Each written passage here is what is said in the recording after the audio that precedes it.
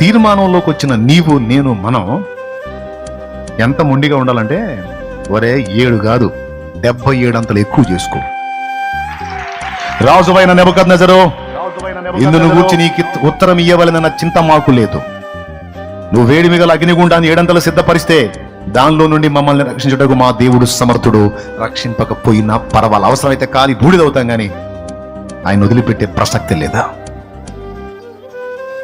వాడు 7 అంతలు ఎక్కువ చేస్తే నువ్వు 77 అంతలు ఎక్కువ విశ్వాసంలో నిలబడాలి. అప్పుడు జరిగి అద్భుతం.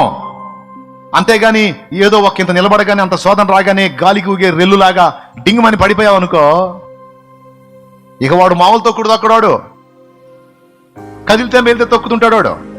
కాబట్టి తెగించాల్సిందే. ఇక్కడ సోదరు అర్థమైందా? తెగించాల్సిందే. నువ్వు 7 అంతలు ఎక్కువ చేస్తే నేను 77 అంతలు ఎక్కువ దేవుని కనెక్ట్ అవుతా. చేసుకో, ఆపే ప్రసక్తే లేదు రావు. అరే లూసిఫరా, ఆపే ప్రసక్తే లేదు. చేసుకో, నీ దమ్ము పో.